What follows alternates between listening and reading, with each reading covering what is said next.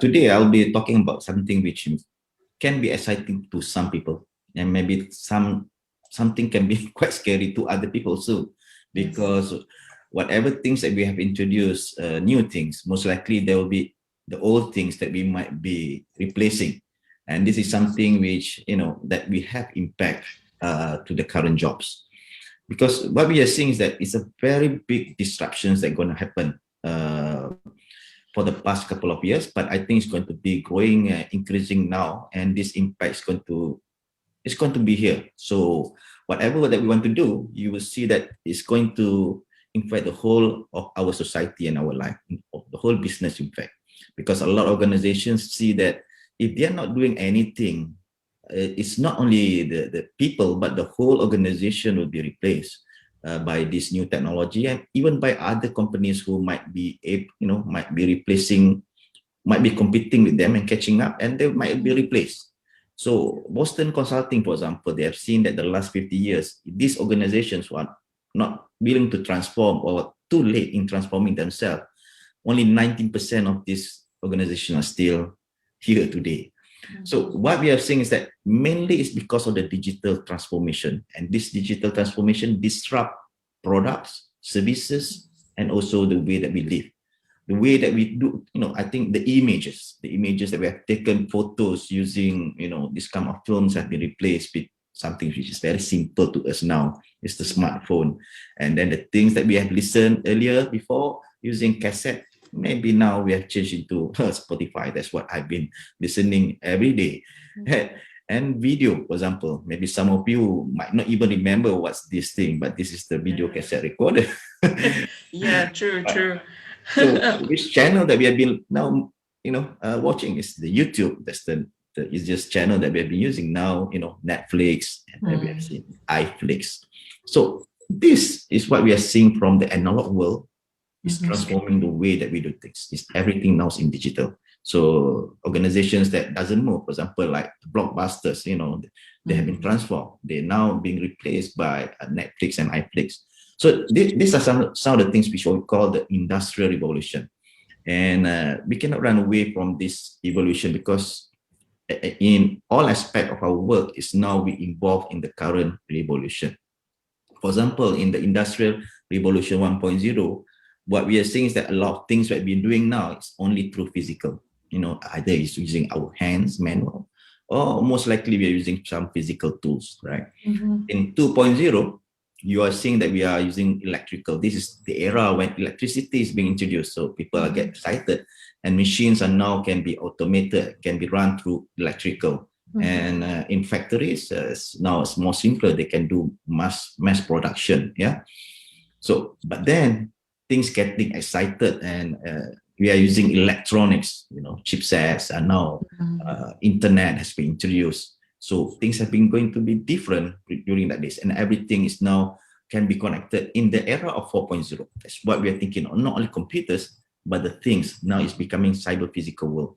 But other than this, we are looking this era of 4.0 is all about data and making our decision making more intelligent. So it's all about something which is, artificial intelligence, one of the main things within this era. So other technologies than that, we are seeing that virtual reality. This is the era of IR 4.0, where the people can learn through virtual reality very far.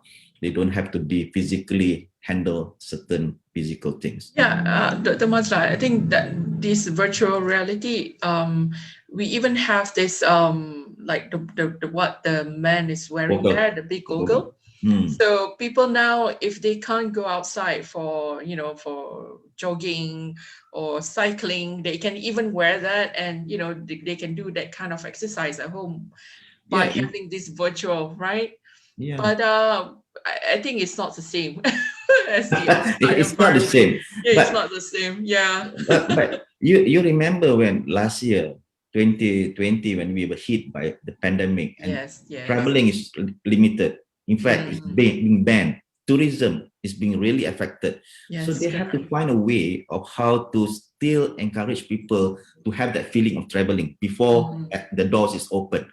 So what they did is they have some virtual reality concept where you concept. can Yeah. to have a feeling of that you are in that area, so you get excited, and once you can travel, you can Well, travel. it's not that bad, to have those things to replace the reality, but still, yeah, we call that what, hoping that one day we can actually feel the real life of that place. Yeah, I hope so. You hope so. Nothing beats the actual physical thing. Yes, But correct. of course, it can replace us and help us lah. So augmented reality, which is much cheaper rather than having everything, and it's easier for the children now to learn using just a mobile phone, and you just scan it around and you can see something pop up in front of you. Yes.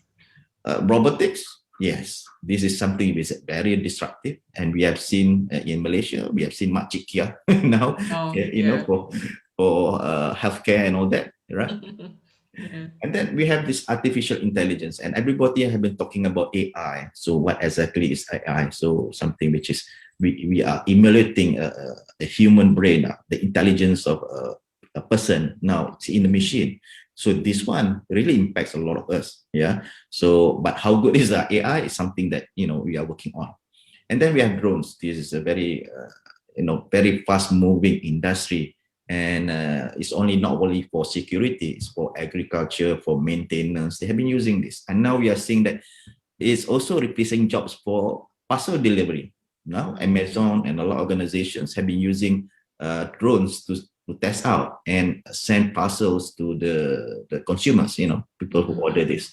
And this is much faster because, going through the traffic jam is going to be taking them a lot of time. Yeah. In fact, drones have been used for delivering healthcare, very critical machines, and also maybe heart and all whatever. So this is something that's being used today. And in fact, we have been talking about blockchain. Everyone is talking about blockchain, and they only know blockchain is all about Bitcoin, but not necessarily. Bitcoin is only one of the applications that have been built around the technology of blockchain. The general ledger, very secure. Anything that breaks down in between or someone to be hacked, you will notice that there's something which is not original. So someone is already hacking that. So blockchain is now being used for any trusted applications that you want. So in fact, you might not have a middleman in the middle to do a sign off whatever, because why do you need a person in between just to ensure that you can do an approval process? You can bypass them, because if you feel that all the contract that being give to you and you have fulfilled it, most likely you just sign off. Why should you need to check again? So the only thing that we need to check is because we don't trust the whole system. So, but once we have trust that, so a lot of the middle man in between is not needed anymore. So things like this, what we are seeing is that it's replacing a lot of jobs too. Okay, but it gives us a lot more area of applications going to be built, and this will in fact change the way that we do things. So what is, like Malaysia, for example, we have heard about in 2018 that when we launched this industry forward. So they have identified certain technologies in IR 4.0. As I mentioned to you just now, all this AI, augmented reality, additive manufacturing is good. It's for 3D printing. So people can do prototypes. Even in China, they use this 3D printing to print a house. You imagine we can build a house in one day. So here we need to wait for 2 years for our house to be built. For the process, for the applications, not physically developing, but even for the process it alone, it will take about 6 to 7 months, I think. Yes. Yeah. So why do you need all of this when a certain machine can help you and expedite the whole process, and you can make more money and you can build more houses? So that's why I think what we are seeing, like the one in China, when suddenly they have built hospitals just within a very short period of time. When they use this kind of technologies, they can build hospitals in very short period of time. So this is something that we need to take a look. But of course, if you look at Malaysia, maybe when they launch Industry Forward, it's meant for manufacturing. But of course, Industry Revolution 4.0 covers the whole span of industry segment, the market segment. So when we talk about construction, for example, they might define technologies in IR 4.0 slightly different from the manufacturing sector. Construction might require you to do like prefabrication or modular construction technique, something which very new, advanced building material or the building information system. These are something which is related to construction. So what we are saying is, in the chemical industry, you might feel that there are certain technologies which you require. Maybe you need 11 of them, what we call the 11 pillars. Maybe you need 9 of them. Maybe you need 5 of them. So it doesn't matter, but at least you know that these are things that is going to impact the industry, right? So when we take a look at the education sector, this is how it transformed the whole thing. Education, we have been teaching ourselves for a very long time. I'm not sure, Dr. Elise, you still... Yeah, I did. I have that experience of going through blackboard with chalk. Even the experience of being thrown the dust. That's that we call that the dust. The chalk dust, yeah. Yes.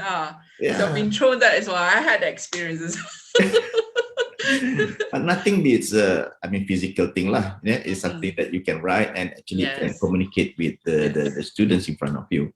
But then we are replacing this with like OHP, then you might have used like online learning, which you have been doing now. And it has been for the last 1 year, we have been doing webinar. So something that we are missing, so something that we need to feel that maybe a physical contact, conference or event like this can be more physical, something which is good. But of course, if you want to reach out to globally, your message, online webinar, something like this can be more beneficial. But then when you look at education in 4.0, you might thinking that maybe robots can replace the teachers. So you might use tools like augmented reality, you might use virtual reality, you can travel avatar, the avatar they have these days. Yes. So now instead of you might have a cyber physical of cyber replacement of you traveling around. That's one of the things. And the way that we do conference registration, so Elise, do you think which era that we are in when we register? Normally, I think we are still like in between 2.0 and 3.0. Do you still see people in front of the registration desk? Yeah, I mean, like you can see both. Like before you actually, before the day of the conference itself, you have to register online. But when it comes to the day of the conference, you still have to register. So I don't know. Sometimes I don't understand. They're saying like you should save more trees for not printing more papers. Everything should be online. But again, they're doing both. Yes, something that we cannot, avoid. Yet we are trying to do this, the analog world and the digital world. Yes, we are still seeing people in front of even at the hospital. Still they say everything is online, but you still have to feel informed. Things like that. So there are things like small things that you still think like, are we actually in 4.0, because I see papers and I see everybody have to queue up to fill in the form, things like that. I used to have this recently I have this experience where I want to do certain things which normally if I go there physically I can get it done immediately, and then suddenly it says no, this service is you cannot come to the office physically, you need to do online. But doing online, you have to register. You have to wait for approval process. Once you get the approval process, you need to submit the document, and then you have to wait again. Up to today, maybe 3 days already passed, or 4 days, when things are becoming digital. I don't understand. I thought digital should be faster. Yeah. But now it's like they consume more time instead of to reduce spending more time. You're actually spending more time on the internet. That's the reason why I think they need to understand. Maybe in the analog form, yes, but then they have moved to the digital form. That is only the form of digitization. But the digitalization part, where the process is now going to be more seamless using digital, transactions, and you don't have to move away from the desk. Most likely, the approval process will be quite immediate, rather than you have to wait for days to other people to make the approval process. So that's what's happening now. So like 3.0 registration, we can do that online. The one that I saw in Singapore, for example, it's easy. You just go there and you scan the thing that you have already registered, you scan it, it automatically generate a conference badge. And you just take the tag, that's it, you enter. There's no people in front of you. So it's I think quite simpler.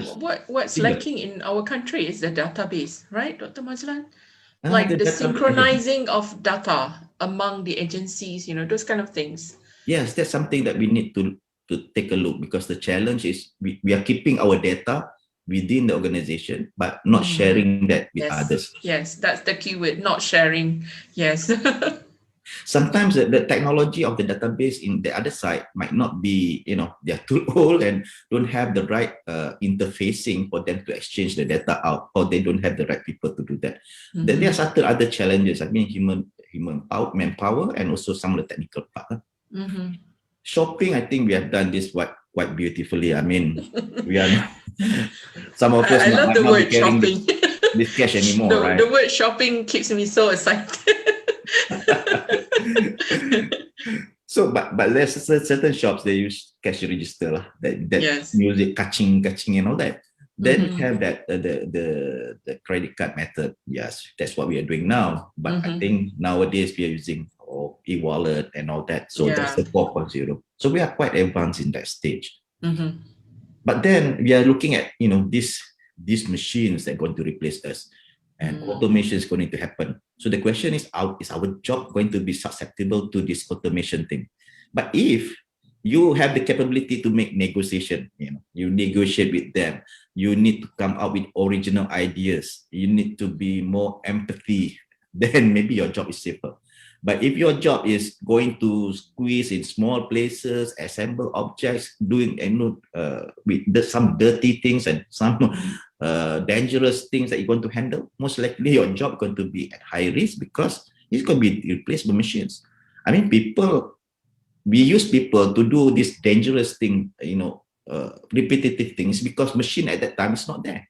But when the machine is there, they're going to replace us.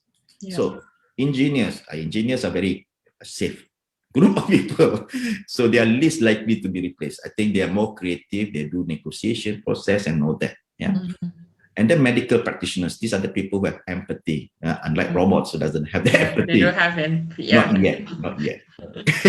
But these are the group of people which is safe.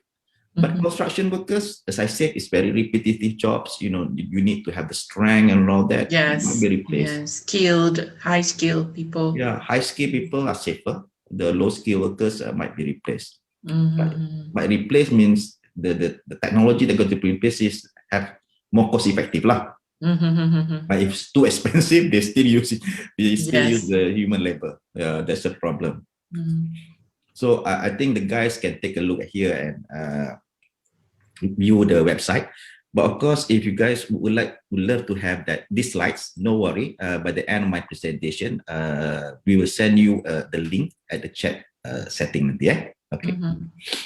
So we are looking at 2022 skills outlook. I think we have seen this quite many of times, but this is more about the empathy, the skills, the way that we did it, more analytical sort of skills that being required. The complex problem solving method, creativity, originality. These are the skills that people want. It's not something which is so routine job. And these are the thing that's going to be replaced.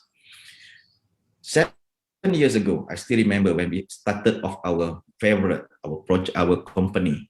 I look at LinkedIn. There's no jobs which have the title of IoT specialist, IoT engineer, IoT solution architect. Ada. So now, what we are seeing in jobs in 2021, you just list it. You want to find a job in IoT. There's a lot of jobs. Yes. Maxis, for example, I can see this is the recent posting that they have. What they want is software engineers, vertical solution provider, platform product manager. These are the new jobs that have been created, which 7 years ago was not there, but now is there, right? So, and then I've seen this article. This maybe I can scan through. There are 15 jobs that don't exist yet. Maybe it's some small. Not many companies have started to hire, but these jobs we have never thought of. And most likely with the IR 4.0 technology, this job's going to be exist in the future. So for example, the artificial intelligence ethicist, the one that advocate the, anything about legal matters, how to distribute the AI-based tech products. So they need person who have that ethics, So the skills that they said must be into philosophy as robots, fluency in analytics. So these guys is now being employed by Microsoft, Apple, and Google. These are the frontiers company. So so we haven't heard about this AI ethicist. And then we have the self-driving car mechanic. Now we are seeing a lot of cars which is autonomous. Tesla have been building that. So they need to perform this kind of maintenance job, which the skills that we have now is maybe only a petrol car, now only hybrid, maybe not fully electrical, and fully autonomous. Belum lagi kan. So their skill maybe not only the physical part, their skill is more only software programming, data management. So it's still slightly different. Then you see the human technology integration specialists. These are the people, the teachers that can create some learning environment that can use all these digital technologies. So they want to implement these schools in Australia. So the skill, research, communication, analytics, and high-level tech smarts.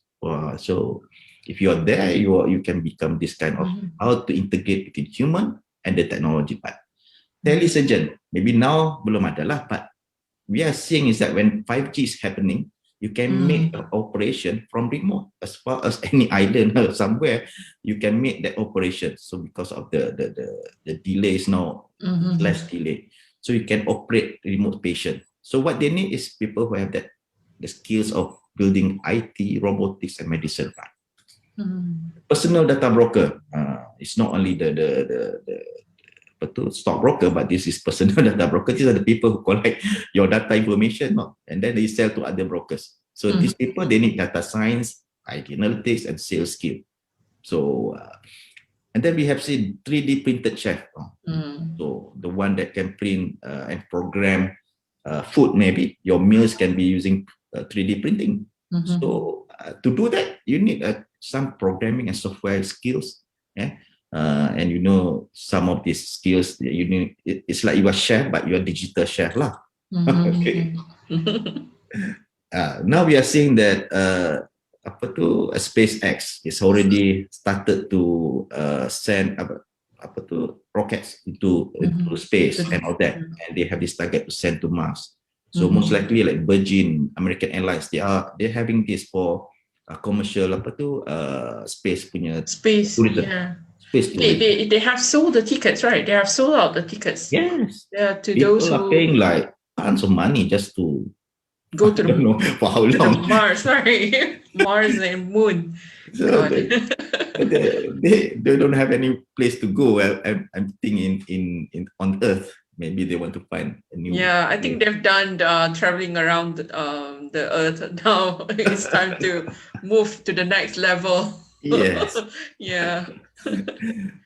Coding ethicist, the one that doing this coding for building ethics, embed ethics into machines and all that. So they must also have this skill of not only about building algorithm, but also how to compute this form of standards into the machines. And then you have human machine team manager, the people who can manage the workplace between human and machine, human and AI employees. So when robots is happening, you can see that it's not only human resources, it's going to be human machine resources. HRM resources. I wonder if the robots needed to take a leave for a few days. Yes. For the maintenance. So I can go on. I think like AR journey manager, you look at garbage designer, you look at healthcare navigator, robot recruiter. Robots, you want to recruit robots, it's not only all robots. You have to understand and which robots can fulfill your requirements. The one that can do companionship is slightly different, who can manage the older people, as compared to, you're lonely. So you need a different kind of robots. So financial wellness coach and all that. So these are the technologies that effect and can replace and also can create new jobs.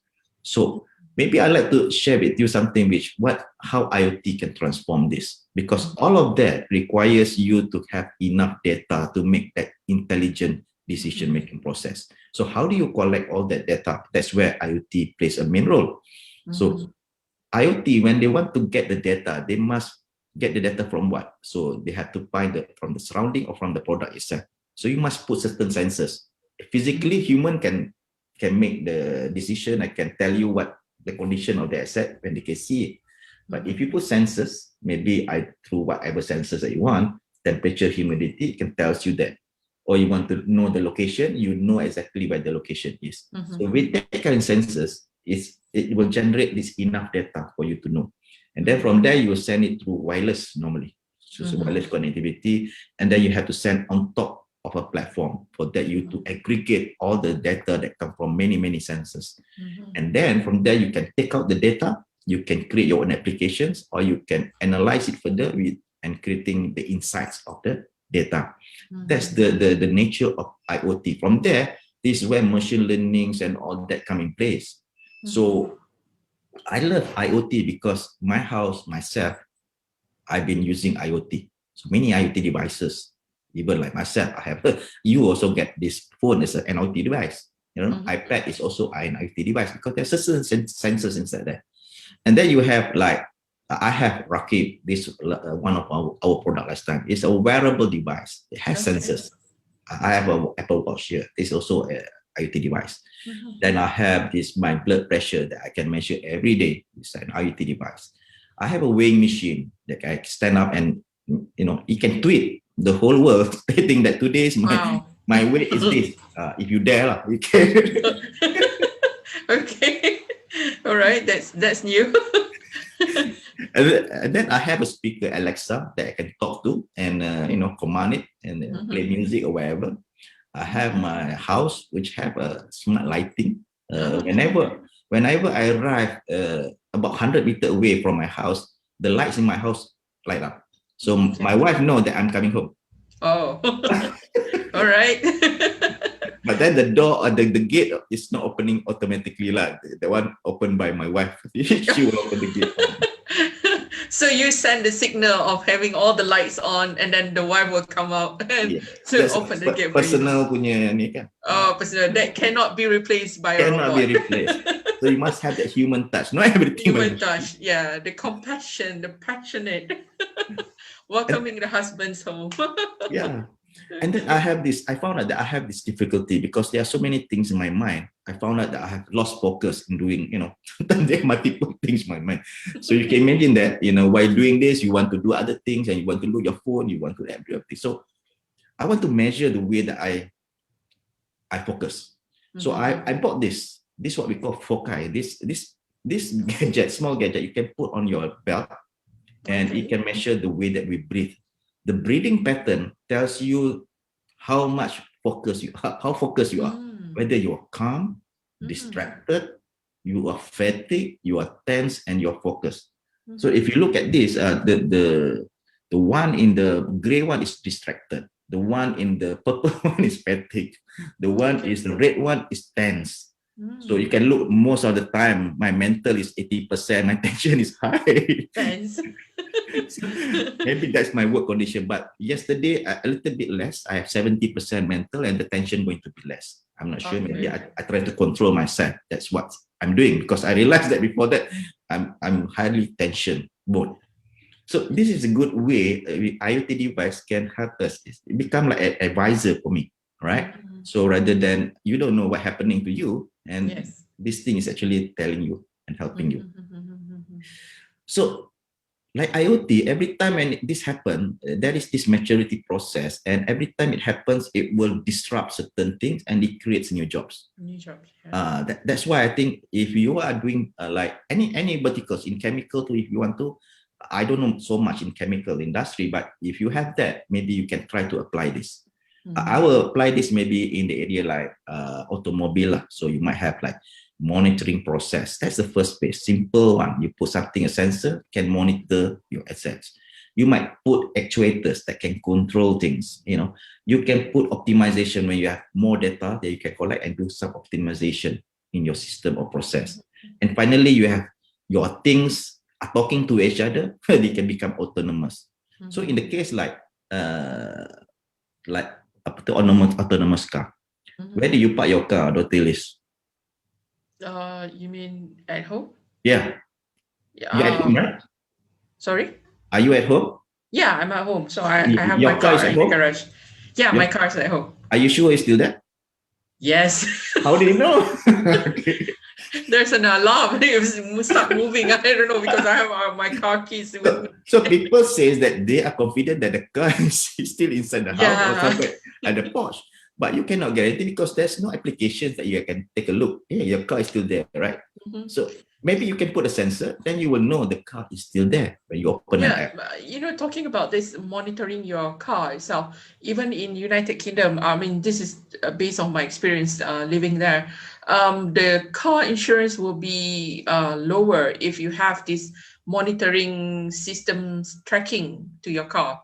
Yes. So the insurance wouldn't be that expensive. It's cheaper because if anything happened to the car, you can easily track them. So that's one way. I don't think we have that in Malaysia because in Malaysia we're still using this NCB. If you have more than 7 years, only 55% discount. But there's no. I think there is, but I think not really being exposed yet to the public. So if this case is just to create a job, I mean a new job called vehicle monitoring. But like you said just now, if you include control, you can lower the risk of your car being stolen.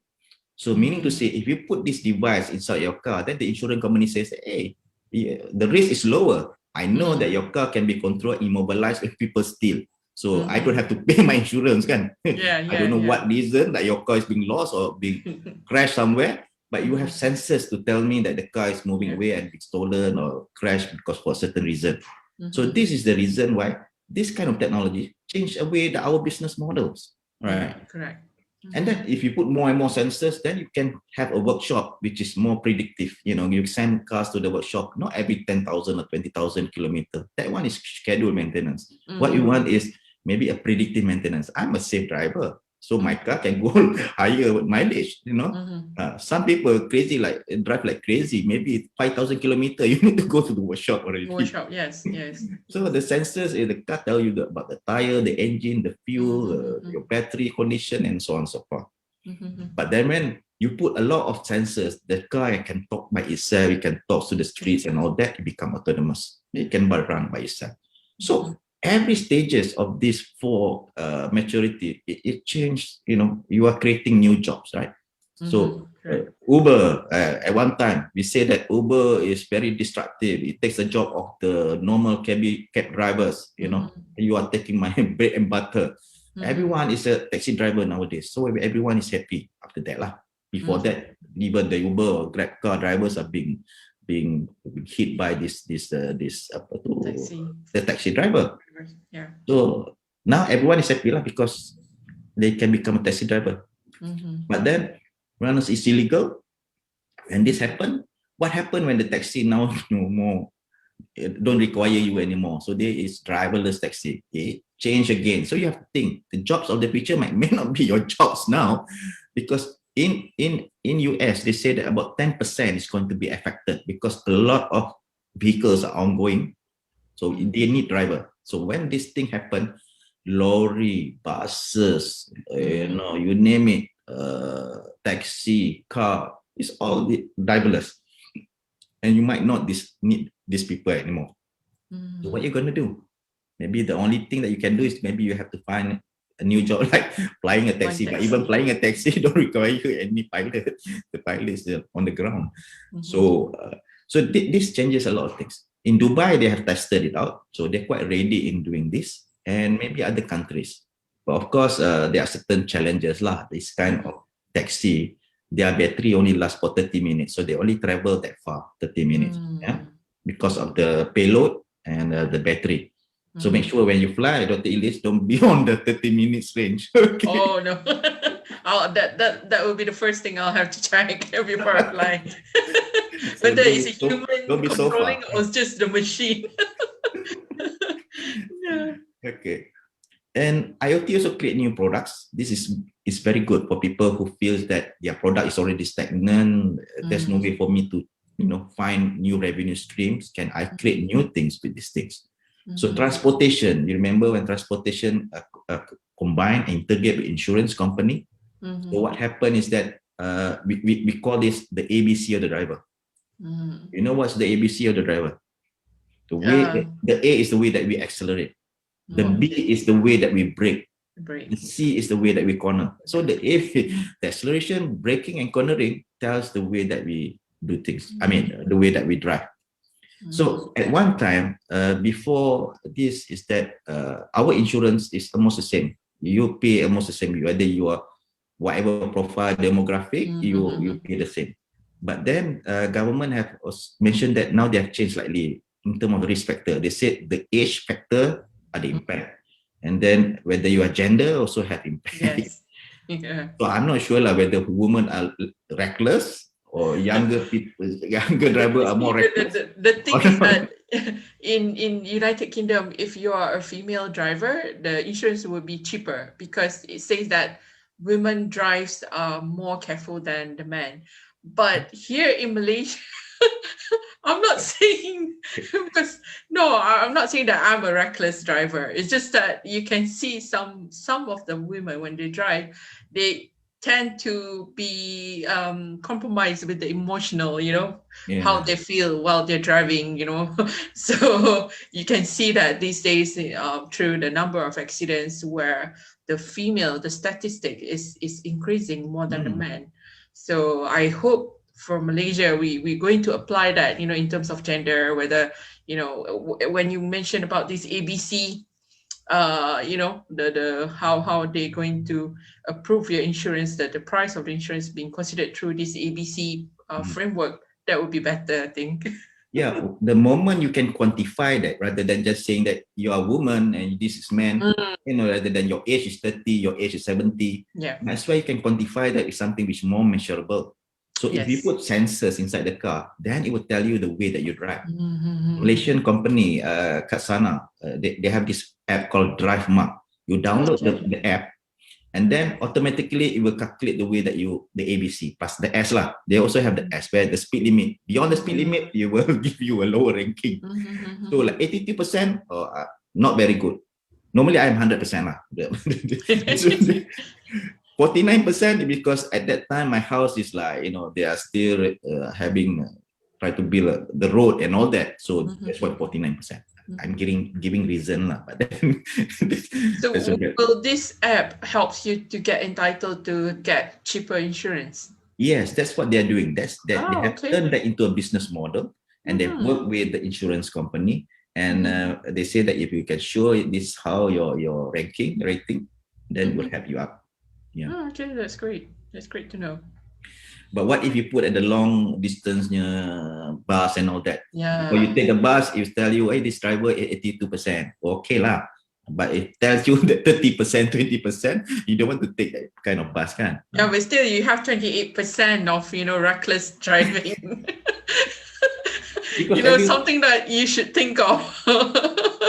Because whenever accident happen, the bus driver says that it's the fault of the bus. And the bus, people say it's because of the drowsiness of the bus driver. So who actually at fault?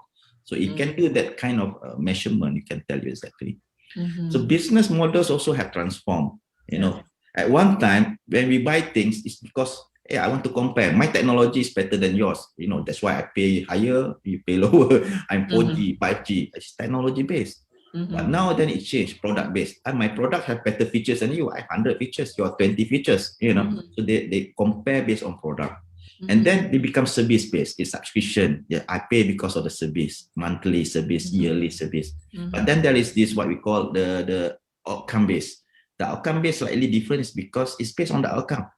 You buy a pump to pump the water from one place to another place. It's not because to buy the pump. It's because you want to transfer the water. The outcome is to transfer a volume of water. And that's the idea. You just based on the outcome. Then that's it. You don't have to buy the pump. It's just based on the outcome. If the outcome is that if you can guarantee that my health is going to be and my insurance can be lower because I can monitor my health pattern and you can advise me, then I will subscribe to that service. If you can ensure that I will arrive to Kuala Lumpur, I will take the flying taxi, in 20 minutes. Otherwise, I'll just take the normal taxi lah. I don't guarantee. So digital has transformed the way that we do things. And then, okay, this one is simple. There are 4 steps. If you feel that you want to build your own IT solutions, think about the business problem first, and then ask the right questions before you buy the right sensors. The sensors will tell you what questions going to take, which data. And then you have to find the right platform, whether you want to put the platform inside your place or you just put it in the cloud. If you have the IT people, then you maintain it. And if you don't know how to build it, you find an IoT system integrator to do that. Like Favoriot, we have as mentioned just now, the 4 components. We are the 3rd component, which is the middleware. We help you to collect the data, to open the data for you to manage your own data, and you can create your own applications. We encourage this ecosystem to spur the whole industry. Yeah. So there are 4 stages in building IoT device. The skills that require. So you have to build the hardware, the electronics part. You need engineering skill. Then from the hardware, there is certain software inside the device that you need to program it and send the data to the server. And then from the server, you have a server that manage the data. And then there is a 4th skill that you require to display the data for the end user or the management. So these are the top skills we require. So if you guys are in this area, most likely you want to take up this kind of skills. So this skill thing being the children in the schools are now using this, exposed to this. Especially so our language. Our language, yes. So that one for big data analytics. Yes. Okay, I'd like to share to you something about this platform, just with this video. Okay.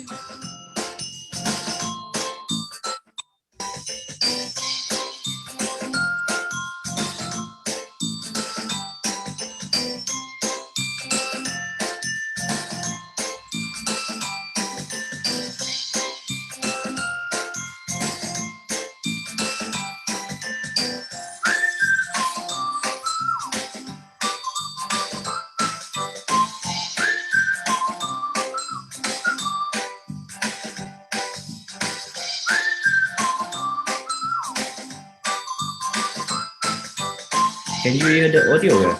Yes. Can hear it.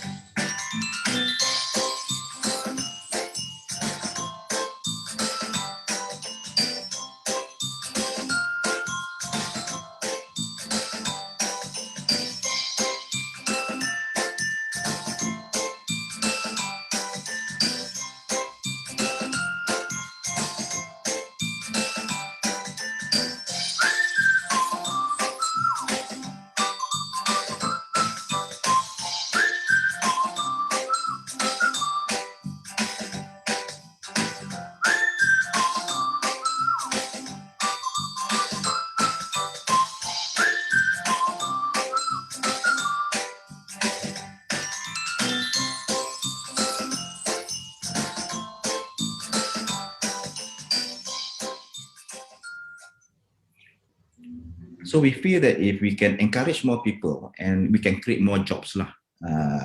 First, I think the first step is for them to build and acquire the data. So from the data, then you can build the intelligence portion. So that's the idea of having that platform. So this is one of the last application that I'd like to share. Something that we feel that it can create maybe a new way of doing things and managing things.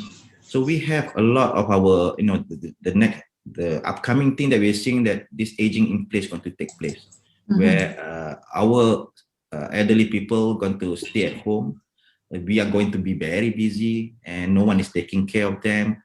So that is the trend, because we are living longer than before. Last time we just 60 years, that's it. Now our Tok Mahathir pun sampai 90 lebih kan. So you can see more elderly people at home. So how can we manage them and ensure that their safety? So what we are saying that last time, we feel that without the technology, you see that the elderly people at one time, our parents are the superheroes in our life. What happened when they're getting old? So this is the video that I'd like to share to you. Maybe touch your heart lah. Okay.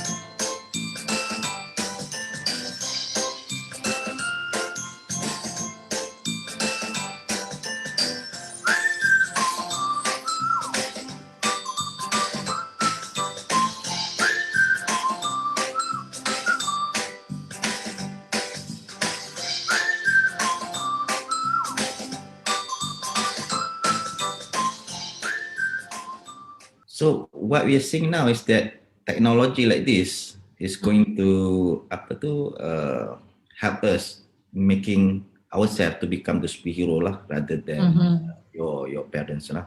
So now they don't have that strength to help us. So in fact, we feel that with that kind of technology can create new market, can create new jobs too. You know, people can manage people going for Hajj. People can manage people when doing, managing senior citizens. Even they can manage people like their employees themselves who work, in the field. People who travel alone in the outdoor. People. So these are the new markets that can be generated. Sorry. So I think that that's all for me. I'll just leave for a couple of minutes for us to have this question and answers lah. Okay, so thank you very much, Dr. Mazlan, for that very informative presentation. So to the audience, if you have any questions or opinions that you want to share with us, you can put into the Q&A box or even at the chat box. So while waiting for some questions, Dr. Mazlan, actually I wanted to ask you about, when the world is heading towards IoT and Industry 4.0. So even for China now, they're going towards the e-yuan cryptocurrency, like to replace the Facebook Libra coin, I think. So do you think that Malaysia is going towards that? In 5 or 10 years. What do you think about that? It's just something that, because I saw this on the news recently. So I wanted to ask you that, because you're the expert of IoT, and about the technology, about the industry itself in Malaysia. Yeah. Blockchain have been discussed for quite some time already, I think, in Malaysia. I think the challenge is to have the regulatory to approve the whole thing. Because it does impact the banking sector. So, and this needs to be regulated, something which need to be regulated. But they are doing now. So it has been for quite some time, the discussions have been ongoing. But I think last time when we have done this, people had even have their own Bitcoin to buy things. That's what's happening now. People have been doing mining of their bitcoins, whatever, but sometimes it's quite illegal, kan? But until it's made legal. So the other thing is that people are also pushing this thing, like, you know, making their own tokens. Instead of coins, they put tokens based on certain digital currency. But the important part is that this token needs to be based on certain something which physical. You need to put a service ataupun physical. Then it's more regulated in that way. Rather than just Bitcoin doesn't base on anything. So that's something which is an issue lah. Again, but we are seeing now. And other than the coins or the token and all that, I think that the blockchain part is being used more for trust. So the halal hub, they are doing for that, to ensure that, you know, from the time that you sembelih the ni, and then I think the time that you deliver to the restaurant and all that, and then you see that the logo jakim or whatever halal logo also need to be trusted. So even the certificate now, if the university are implementing that for blockchain, then something which you can use and verify is a trusted certificate rather than someone is copying that. Okay. So another question that I would like to ask you about this, since you are moving to IoT and Industry 4.0, in terms of, you know, to the public now, especially preparing the next generation, what are your suggestions to prepare our future, our young generation to you know, to be prepared themselves about this Industry 4.0 and the jobs that you mentioned earlier, jobs that we don't think that is going to exist, but is existing now. So what are your suggestions? When I was in Singapore last time, I think the early days of 2014, 2015, this is the first time that I heard when their minister is quite aggressive in stating that we need to, you know, introduce this to the current generation, because we don't know the jobs of the future 10 years down the road, of course. So what we need to do is that the jobs in the future is something that we don't know, because it will evolve.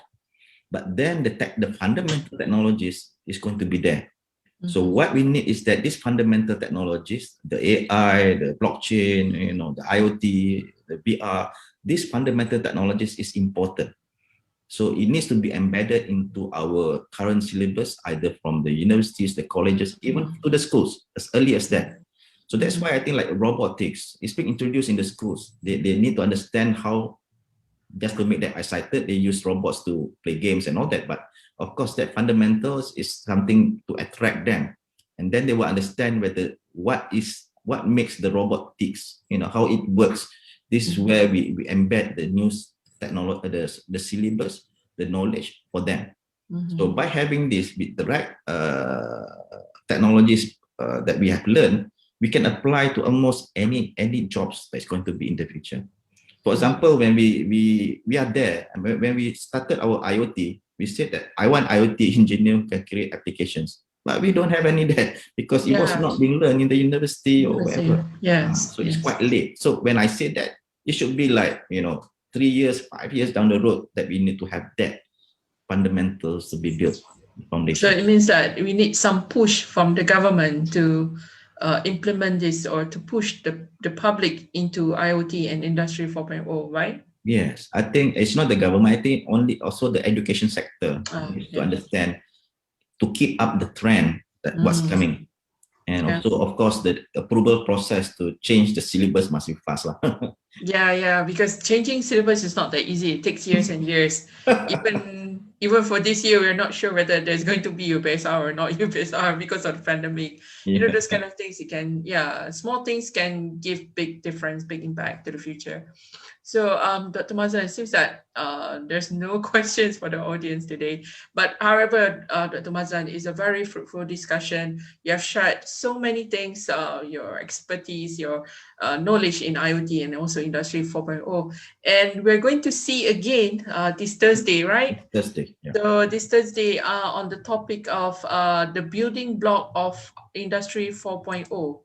right, Dr. Mazlan? Yeah, I'll go deeper into the IoT and how it will impact the whole life. Oh, this is something to prepare us deeper into Industry 4.0. Yeah, that would be great. I mean, I look forward to that, Dr. Mazlan. And thank you very much, Dr. Mazlan. Any final words to the audience from you? Okay, I think what we are saying is that the most important part for us to prepare is to do this lifelong learning, to always keep track of what's coming. A technology like this comes very fast, so we will see that Industry 4.0 will not last very long before the Industry 5.0 comes in. So take note and but have fun lah, on this journey, right? Okay, Dr. Mazlan, one last question. Just now I saw Rakib. Is it out to the public to purchase? Yes, we already launched this in 2019 with customers for elderly, but then we entered the market for Hajj. But unfortunately, we've been hit by 2020 and 2021 Hajj. That's it. Yeah.